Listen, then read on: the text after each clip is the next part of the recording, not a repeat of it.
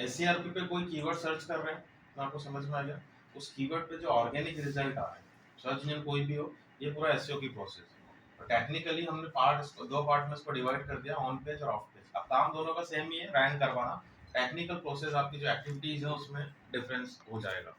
वो हर पार्ट जो आप कंटेंट और कीवर्ड का प्लेसमेंट करते हैं ये पूरा ऑन पेज में आएगा, मतलब आप वेबसाइट पे जो भी इम्प्लीमेंटेशन करेंगे और जिसमें हम अपनी वेबसाइट को दूसरी वेबसाइट पर लेकर जाएंगे उसकी कॉल स्पीड बढ़ाने के लिए, वो ऑफ पेज में जाएगा।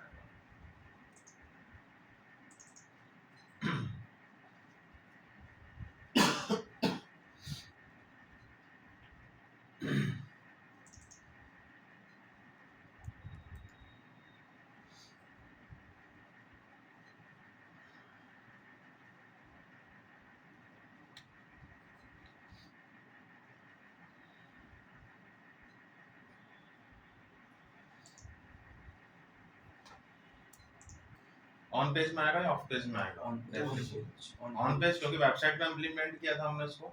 मेटा डिस्क्रिप्शन वो भी ऑन पेज में आएगा। कंटेंट आपका ऑन पेज का पार्ट है। यूआरएल, मैंने आपको यूआरएल बताया था, यूआरएल भी आपका ऑन पेज का पार्ट रहेगा। ठीक, तो ऑन पेज ऑलमोस्ट आपका कंप्लीट हो चुका है। मैं स्टार्टिंग से जब तक आपको पढ़ा रहा था वो ऑन पेज ही चल रहा था, क्योंकि हर वर्क हमने कंटेंट से रिलेटेड किया था। ठीक, अब बात आती है ऑफ पेज की। तो पहले तो ऑफ पेज समझेंगे कि ऑफ पेज में होता क्या है। जैसे फर्स्ट लिखना ऑन पेज का example, social networking submission. On page, sorry of page का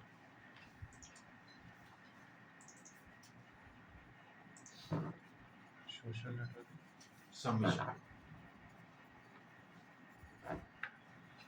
देखिए जैसे यहाँ पे दिया हुआ कीवर्ड्स ऑप्टिमाइजेशन, ये ऑन पेज में होगा। मेटास जितने भी आपने बनाए हैं ये सब आपके वेबसाइट में होते हैं। इमेज भी ऑन पेज में आएगा। वीडियो वो भी कंटेंट का पार्ट होता है। परमली मतलब यूआरएल हो गया। कंटेंट ऑप्टिमाइजेशन ये भी ऑन पेज का पार्ट है। तो ये अपन सब कर चुके हैं ऑलरेडी। ठीक है, अब बात आती है ऑफ पेज में। जैसे सबसे पहले वो बोला सोशल नेटवर्किंग बिजनेस पेज, और सोशल नेटवर्क सबसे पहले अपने दिमाग में आया फेसबुक या वो जितनी भी वेबसाइट चलती है लिंक्डइन वगैरह। ओके, अब देखिए समझते हैं। इंटरनेट में जितनी भी वेबसाइट होती है सभी का क्रॉल स्पीड अलग अलग होता है। क्रॉल स्पीड, क्रॉल मतलब मैंने आपको बताया था फेचिंग, क्रॉलिंग और इंडेक्सिंग, डाउनलोड करना। सर्च इंजन कितना फास्ट आपके कंटेंट को डाउनलोड कर रहा है। देखिए सपोज ये आपकी वेबसाइट है और अभी आपने इन्फिनिटी फ्री या किसी प्लेटफॉर्म से बनाया, बिल्कुल फ्रेश नई वेबसाइट है। अब इसका क्रॉल स्पीड 0 होगा या बहुत कम होगा, इसका क्रॉल स्पीड बहुत ज्यादा होगा क्योंकि पुरानी वेबसाइट है या फिर अच्छी वेबसाइट है। ठीक, अब सपोज अगर मैं ये करूँ कि अपना वेबसाइट को या अपने वेबसाइट के कंटेंट को इस पर सबमिट कर दूं फेसबुक पे, सपोज यहाँ पे अपना वेबसाइट लगा हुआ, तो जब सर्च इंजन इसको क्रॉल करेगा तो इसको भी तो क्रॉल करेगा, लेकिन किसकी क्रॉल स्पीड से? फेसबुक की क्रॉल स्पीड से। आगे समझ में? तो ऑफ पेज का टेक्निकल मतलब मैं आपको समझा रहा हूँ, जिसमें हम अपने कंटेंट को किसी दूसरी वेबसाइट में सबमिट करेंगे। अब कोई वेबसाइट आपको क्यों सबमिट करने देगा? तो वेबसाइट हम किस टाइप की लेंगे इसमें? Open source website. Open source website समझते हो आप लोग? नहीं सर।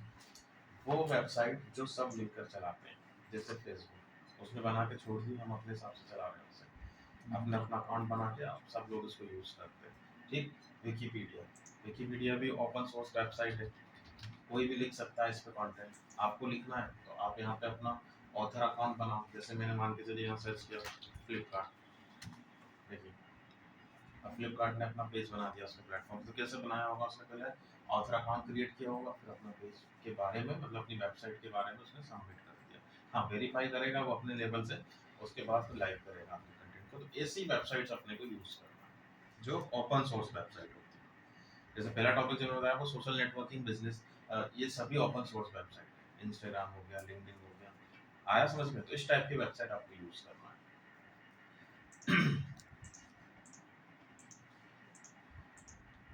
ठीक है, लेकिन इसमें अपने को पहले ये देखना है कि कोई वेबसाइट आपको कितना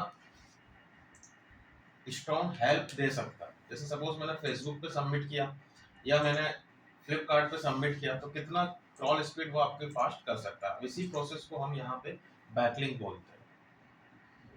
मतलब आपकी कोई वेबसाइट है और आपने उस वेबसाइट को फेसबुक पे या विकिपीडिया पे सबमिट किया, तो जब जब सर्च इंजन इस पेज को क्रॉल करेगा, अब इसको क्रॉल कहाँ से करेगा? इसके वेब मास्टर से। भाई इसका भी तो वेब मास्टर होगा, कोई भी वेब पेज अगर आप यहाँ देख रहे हैं तो मतलब सभी का क्या बना होगा, अपना अपना इंडिविजुअल वेबमास्टर, जैसे आपने अपनी वेबसाइट का बनाया, इसकी क्रॉल स्पीड आपकी वेबसाइट की क्रॉल स्पीड से ज्यादा होगी। क्यों? क्योंकि ये वेबसाइट बड़ी भी है, पुरानी भी है, इस तरीके से आप इसको समझाइए।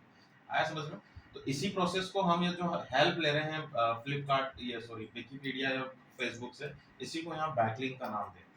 तो off page SEO process is directly proportional to number of quality backlink. बस एक सिंगल लाइन लिख लिया। यहाँ पे अगर आप कुछ करेंगे तो वो बैकलिंक ही बोली जाएगी। आपने सुना होगा एसईओ में बैकलिंक बहुत ज्यादा, ये बैकलिंक का मतलब मैंने क्लियर किया। Off page SEO process directly proportional to number of quality backlinks.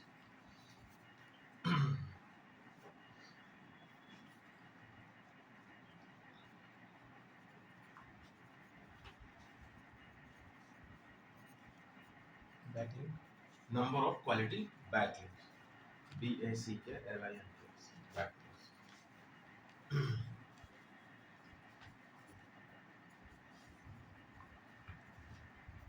अब वहां पे मैंने लिखा है देखो क्वालिटी बैकलिंक्स। क्वालिटी मतलब कि आपको उन वेबसाइट से हेल्प लेना है जो आपको एक क्वालिटी बैकलिंक दे सके। अब आप नई वेबसाइट और आप नई वेबसाइट से हेल्प ले रहे हो, उसको खुद को हेल्प की जरूरत है अभी, आ रहा समझ में? तो वेबसाइट क्या हम लोग क्या करेंगे, पहले क्वालिटी चेक करेंगे कि कितना क्वालिटी बैकलिंक वो आपको दे सकता है। तो उसके लिए कुछ क्वालिटी फैक्टर्स हैं, लिखें वेबसाइट क्वालिटी फैक्टर्स। फर्स्ट है इसमें PR value, page rank value. इसकी रेंज होती है 0 से 10। PR value, page rank value, range है 0 से 10, 0 to 10, मिनिमम 0 और मैक्सिमम 10।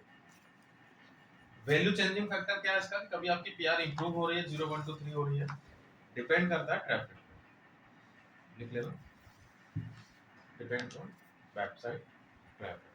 जितना ज्यादा ट्रैफिक होगा उतना ही पीआर इंप्रूव होता है। Second DA, domain authority, range है 0 से 100, minimum 0, maximum 100। Value changing factor है इसके, डोमेन कितना पुराना है, डोमेन की एज क्या है, एंड सेकंड 0 से 100, 0 to 100। इसका वैल्यू चेंजिंग फैक्टर है, डोमेन की एज क्या होती है, मतलब डोमेन कितना पुराना, जितना पुराना होगा उतना अच्छा उसका डीए होगा। और सेकंड डोमेन्स बैकलिंक, उस डोमेन के साथ कितनी क्वालिटी बैकलिंक है जिससे आप बैकलिंक ले रहे हो। थर्ड लिखिए पीए, पेज अथॉरिटी, अगेन रेंज 0 से 100 है।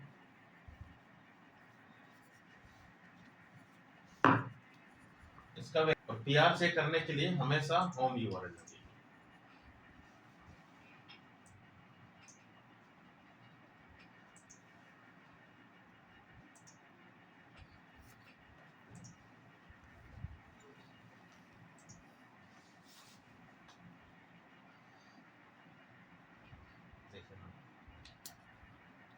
अच्छा, इसका लाइन मतलब आप ये मान लें कि 1.5 लाख पर यूजर आते हैं पर डे, तब जाके 1 या 2 पीआर मिलती है।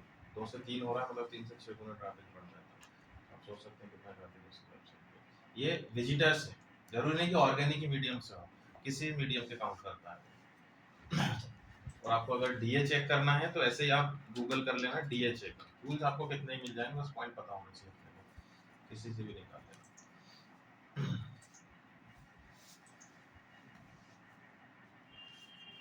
और डीए के लिए भी होम यूआरएल लगेगा, पीआर और डीए दोनों में ही आपको होम यूआरएल देना।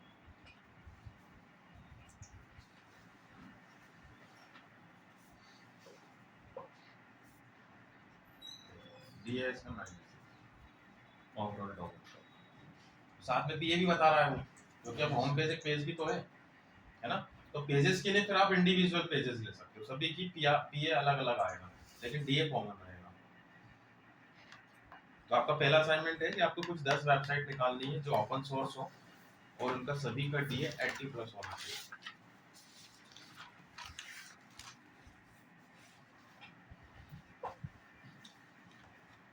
10 वेबसाइट से। हाँ, ओपन सोर्स वेबसाइट निकालनी है 10 जिनका DA 80+ हो और उनमें से 2 वेबसाइट ऐसी हो जिनका PR 10 on 10 10 में से 10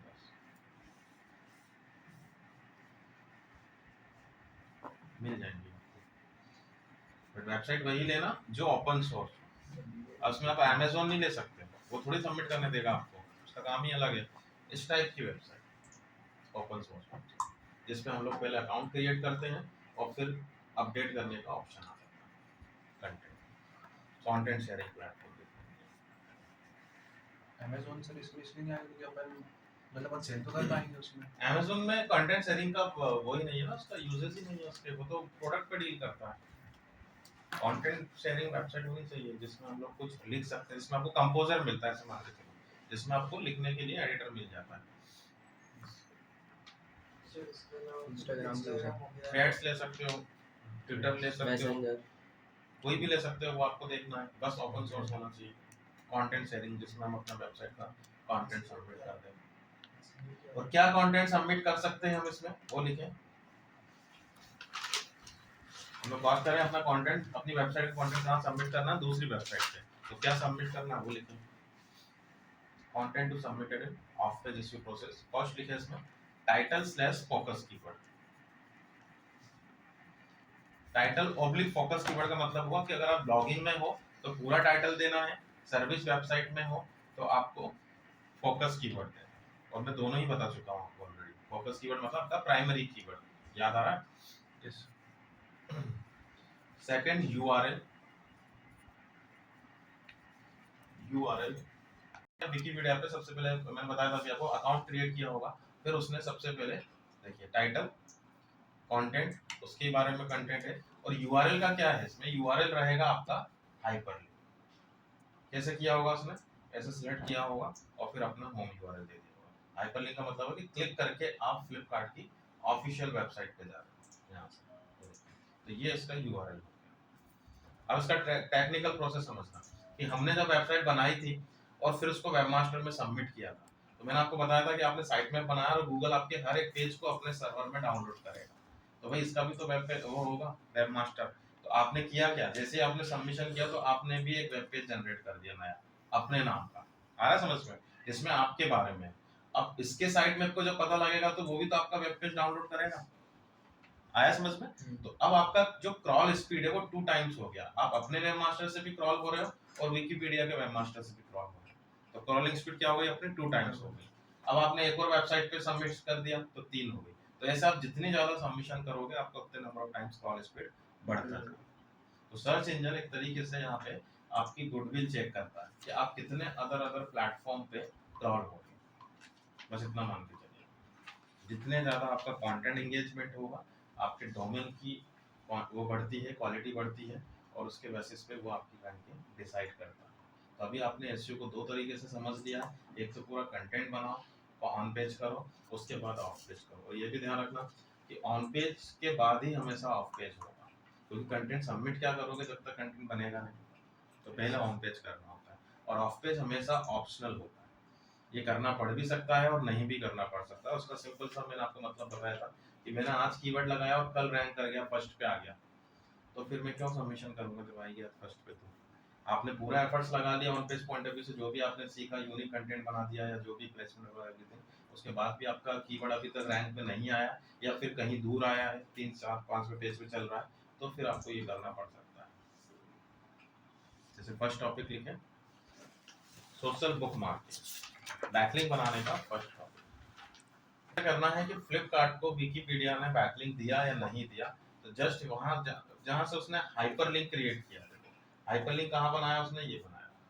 आप एक बार राइट क्लिक करके देखना, इंस्पेक्ट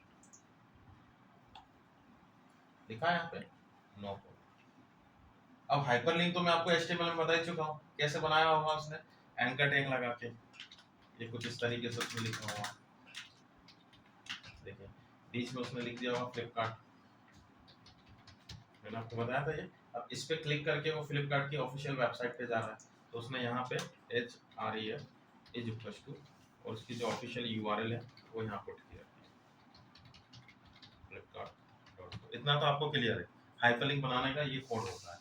कि जिस पे भी आप क्लिकेबल बना रहे हो उस टेक्स्ट को एंकर टैग के बीच में लिखो, और जिस पे भी इसको रीडायरेक्ट करना है तो href इज इक्वल टू करके, ये मैंने आपको HTML में लिखवा दिया था।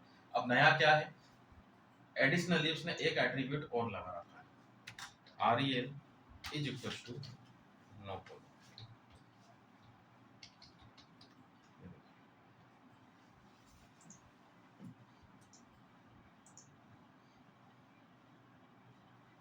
आया समझ में? तो अगर किसी ने नो फॉलो यहाँ पे लगा दिया, दैट मीन्स कि वो बैकलिंक नहीं रिवर्ट करेगा। तो अब उसको क्या दिक्कत है, उसको दिक्कत ये है कि उसका जो कंटेंट है वो स्पैम स्कोर बढ़ेगा उसका, क्योंकि इतनी सारी वेबसाइट देखो हाइपर लिंक हो रही है उसके। और इसका मतलब क्या हुआ कि अगर हम इसको डू फॉलो में रखेंगे तो सर्च इंजन क्या करता है, मैंने आपको बताया था लास्ट टाइम, कि आपके कंटेंट को अपने सर्वर में डाउनलोड करता है। अब जैसे ही वो डाउनलोड करेगा तो टाइटल से स्टार्ट करेगा, सीक्वेंस बताया था मैंने आपको प्रॉक्सिमिटी में। तो जिस तरीके से ये डाउनलोड करता करता आएगा, और जैसे ही वो यहाँ आएगा डाउनलोड करके, तो उसको उसके पीछे एक पूरी वेबसाइट मिल रही है फ्लिपकार्ट की, आ रहा समझ में? तो अब वो उससे परमिशन ले रहा है कि इसके पीछे जो एक वेबसाइट है या वेब पेज है उसको डाउनलोड करना है या नहीं करना। तो अगर उसने डू फॉलो रखा तो डाउनलोड कर लेगा, नो फॉलो रखा तो स्किप कर देगा। तो क्रॉलर को क्रॉल करने से रोकने का तरीका होता है नो फॉलो, और वो इसलिए रोक रहा है क्योंकि अगर वो इसमें व्यस्त हो गया तो उसके कंटेंट को क्रॉल नहीं करेगा ऑन टाइम, या स्पैम स्कोर्स का बढ़ेगा। आ रहा समझ में? इसी तरीके से आपको भी ध्यान रखना है। जैसे देखो आपकी जो कोई वेबसाइट है सपोज, तो हम वेबसाइट में थर्ड पार्टी लिंक्स यूज करते हैं। जैसे यहाँ पे देखो इंस्टाग्राम और फेसबुक का वो लगा हुआ है। अब यूजर क्या करता है, सिंपली यहाँ से क्लिक करेगा और इंस्टाग्राम पे रिडायरेक्ट करना, लेकिन हमने उसको बैकलिंक दे दी, हमें पता ही नहीं। आप राइट क्लिक करके देखिए, अब इसने कहीं भी नो फॉलो नहीं लगाया, तो मतलब इसको भी क्रॉल करेगा सर्च इंजन आपके वेब पेज से, और अगर इसको क्रॉल करेगा तो आपके कंटेंट को कब क्रॉल करेगा। तो इसलिए Yes, हमें sir. ध्यान रखना है कि अपनी वेबसाइट में कभी भी थर्ड पार्टी लिंक्स लगाएंगे मतलब सर तो लोडिंग नो टाइम फॉलो में लगाना। और ज़्यादा वो बढ़ जाएगा इस वेबसाइट का। हाँ, क्रॉल, आप जो सर्च इंजन का क्रॉलर है, आप इस तरीके से उसको पेनल्टीज समझो कि आपका जो सर्च इंजन है वो आपके कंटेंट को इस तरीके से डाउनलोड करता है। अब वो क्या कर रहा है, यहाँ पे आपका कंटेंट डाउनलोड कर रहा है, लेकिन आपने क्या किया, साथ में किसी और को हाइपरलिंक बना दिया, तो आपके कंटेंट को डाउनलोड करते करते वो उसको भी डाउनलोड करेगा, क्योंकि पीछे पूरी की पूरी इंस्टाग्राम की वेबसाइट है, और वो इतनी बड़ी वेबसाइट है उससे खत्म ही नहीं होगी कभी वो क्रॉल। हाँ, तो फिर वो क्या करेगा, आपके कंटेंट को छोड़ के इसके साथ एंगेज हो जाएगा। तो हम ये चाह रहे हैं कि सिर्फ हमारे ही कंटेंट पे क्रॉलर फोकस करे। तो दूसरी जितनी भी वेबसाइट है उसको हम नो फॉलो लगाएंगे, अगर आपने नो फॉलो नहीं लगाया तो वो उसको भी क्रॉल करेगा। ठीक है, अब नो फॉलो कोडिंग के थ्रू लगाना है तो आपको ये ध्यान रखना है, ये ऐसे लगता है बस एंकर टैग में additionally rel is equal to no follow, एक एट्रीब्यूट आपको लगा देना है। लिखना हो तो लिख लो फॉर्मेट। REL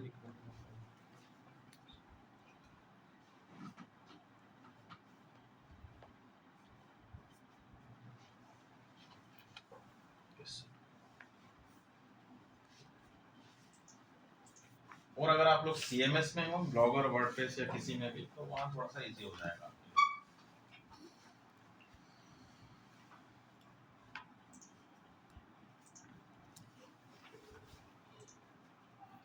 देखो हाइपरलिंक बनाने का तरीका यहाँ पे क्या होता है, आपको इसको ही बनाना, सेलेक्ट करो और ऊपर लिंक इंसर्ट करने का ऑप्शन आता है, डायरेक्ट ऑप्शन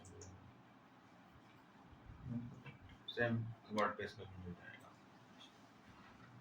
कोडिंग में हो तो ऐसे करना।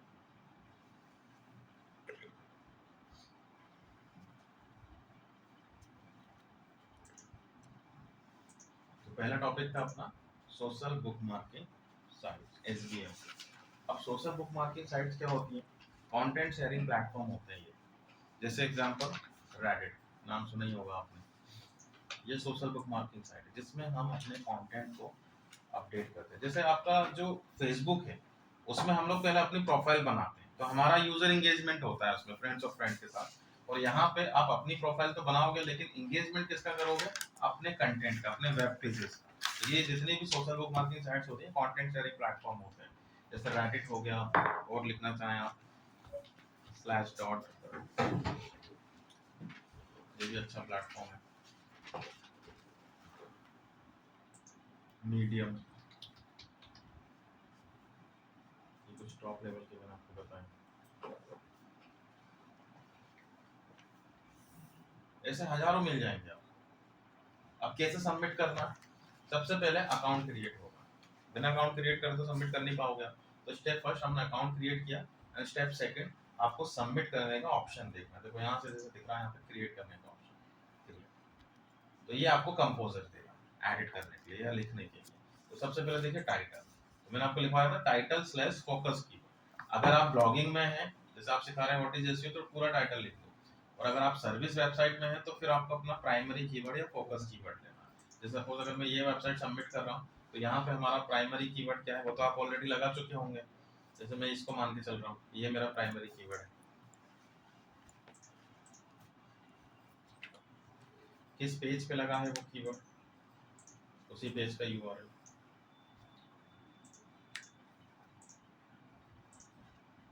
उसके बाद उसी पेज का कंटेंट, जितना आपको रखना रख सकते हैं, और इसमें कॉपी पेस्ट कर दोगे तो वो भी चलेगा। देन उसको सबमिट कर देना।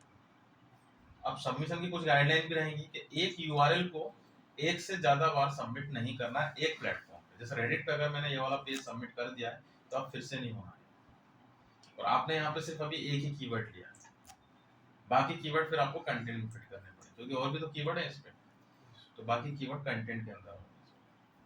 आगे समझ में? क्योंकि एक से ज्यादा बार अगर आपने सबमिट किया यूआरएल को तो स्पैम स्कोर बढ़ेगा आपका, मतलब वो इम्प्रूव नहीं करेगा और आपको डीरैंक कर देगा।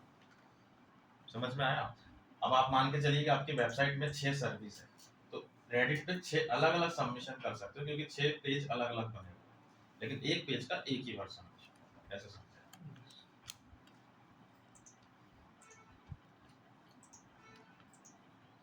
जैसे यहाँ पे हमने सबमिट किया, पोस्ट करने का ऑप्शन है। अब देखना इसका टेक्निक, जैसे आपने इसको पब्लिश किया तो ऊपर एक यूआरएल जनरेट हो गई, एक नया पेज बना उसके प्लेटफॉर्म पे। आपने नया पेज बनाया तो उसका वेब मास्टर क्या करेगा, साइट मैप पे लेकर आएगा इस पेज को और वो उसको डाउनलोड करेगा। लेकिन डाउनलोड करेगा किससे? इससे। अब कंपनीज में कैसे काम होता है कि आप जिन जिन वेबसाइट पे सबमिट करते हैं तो ये इसकी पूरी एक रिपोर्ट बनती है।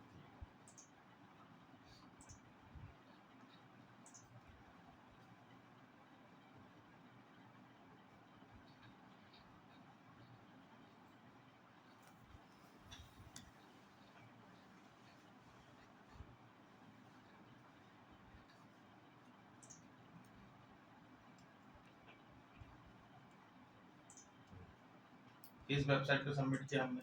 रेडिट पे। रेडिट का डीए, पीए, एलेक्सा रैंक, एलेक्सा में आके बताऊंगा आपको। और उसके बाद जो सबमिट होने के बाद यूआरएल जनरेट हुई है वो यहाँ पे, मतलब कौन सी यूआरएल, वो भी तो चेक करेगा भाई रिपोर्ट, अगर आपका कोई लीड होगा तो कि आपका सबमिशन हुआ कि नहीं हुआ। तो यहाँ से डायरेक्ट क्लिक करके चेक कर सकते हैं। देखिए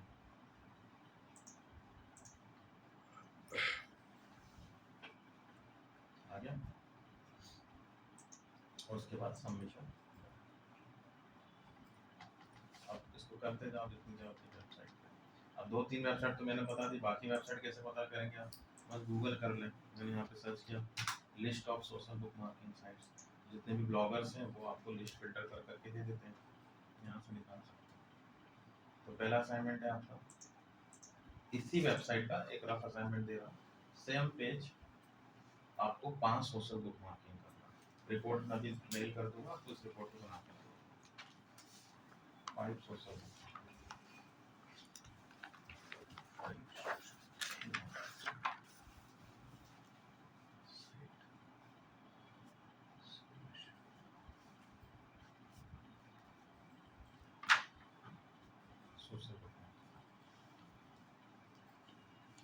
ये लिख लो anytravelsolutions.com, और उसमें वेडिंग्स वाला जो पेज है वो सबमिट करो।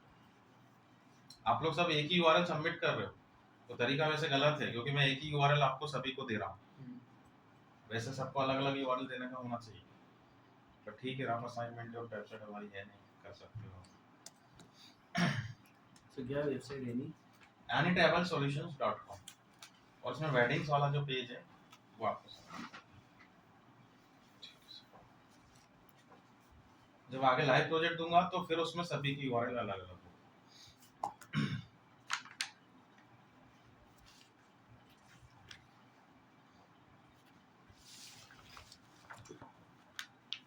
इसी तरीके से एक और टॉपिक लिखे बैकलिंक बनाने का, directory submission. Second topic directory submission.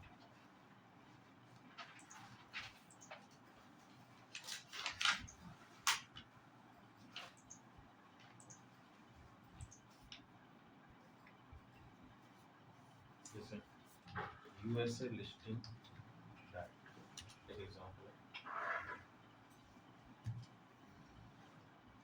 लिख लो, यूएसए लिस्टिंग डायरेक्टरी, इस टाइप की वेबसाइट होगी।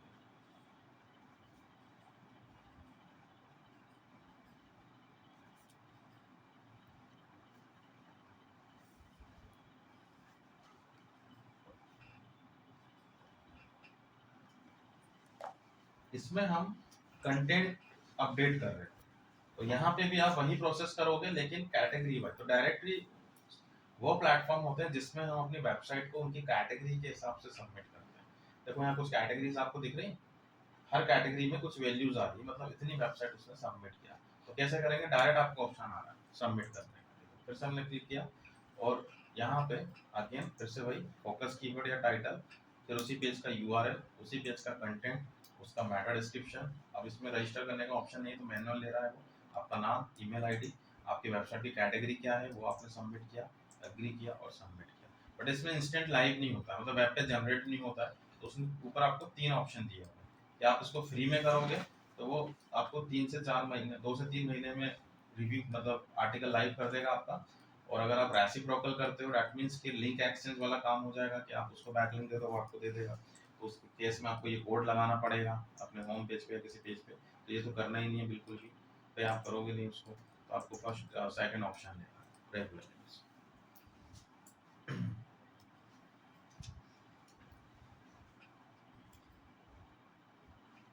अब ये इस तरीके से बनेगा, देखिए यहाँ पे दिया हुआ है डायरेक्ट सबमिशन। अब इसके ऊपर जिस जिस वेबसाइट पे सबमिट किया उसका डी उसका पी है, प्रोसेस सेम ही रहती है। तो 5 डायरेक्टली सबमिशन करने हैं आपको उसी पेज के उसी कीवर्ड के, लिख लो 5 सोशल बुक मार्किंग और 5 डायरेक्टली सबमिशन।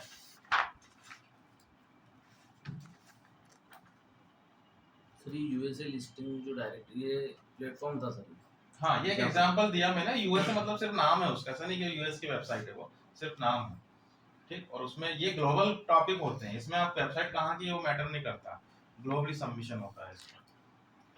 अब जैसे ये रेडिट वेडिट सब बाहर की वेबसाइट है, यहाँ का तो कुछ होता तो ये सब बाहर की वेबसाइट चल रही है। अपने को तो बस ये देखना है, देखो टेक्निकल प्रोसेस समझना, आप रटने से कुछ है ही नहीं कि हर चीज एक डोमेन पे है। reddit.com क्या है, एक डोमेन है। यूएसए लिस्टिंग डायरेक्टरी.com क्या है, ये भी एक डोमेन है। तो अगर आप उस पर सबमिट करोगे तो यहाँ आपको रेडिट कैसे आपने यूज किया वो मैटर नहीं कर रहा है।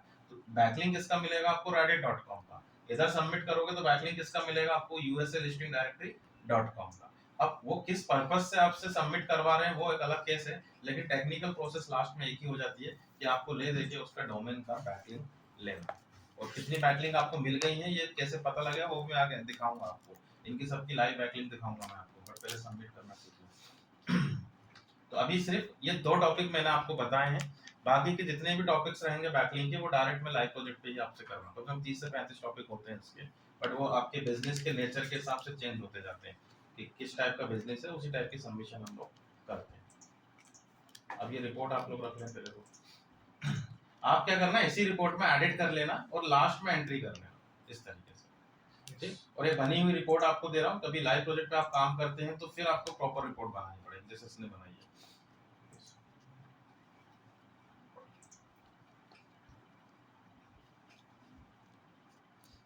और यहाँ पे जो वर्क होता है वो गूगल वर्कशीट पे होता है, ये ध्यान रखना, एक्सेल पे मत कीजिएगा। इस रिपोर्ट को पहले अपने वर्कशीट में इंपोर्ट करना।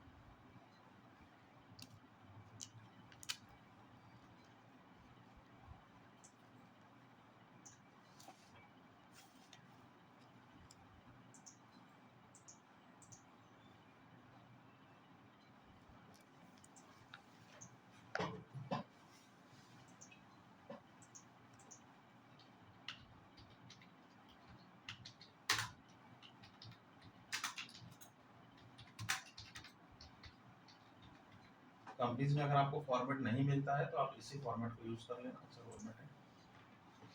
नीचे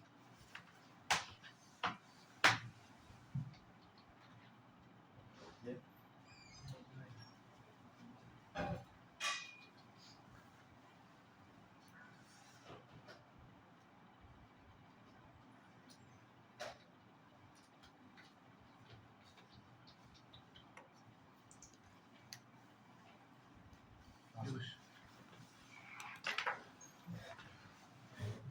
को कंटेंट का फॉर्मेट बताया, थोड़ा बहुत वेबसाइट बनाना सीखा हमने, डिजाइनिंग भी ठीक है। फिर उसको हम सर्च इंजन के पे आने के लिए कहाँ लेकर गए, वेब मास्टर पे। वेब मास्टर में प्रॉपर आपने फेचिंग, क्रॉलिंग, इंडेक्सिंग की प्रोसेस समझी। साइट मैप का अपना एक रोल होता है प्रॉपर एक इंडेक्सिंग करवाने के लिए, ओके। फिर हमने यहाँ पे ऑफ पेज स्टार्ट किया, उसमें बैकलिंक वगैरह का प्रोसेस आपने समझा। तो अभी तक की जो सबसे इम्पोर्टेंट चीज़ है कि अगर हमारे पास कोई काम आता है एसईओ का, तो पहले क्या करना है, बाद में क्या करना है, मतलब ऑन पेज पहले करना, ऑफ पेज पहले करना, वेब मास्टर की प्रोसेस कब होगी, तो मैं पूरा एक आपको स्टेप बाय स्टेप गाइड लिखवा देता हूँ। तो स्टार लगा के लिख दीजिए।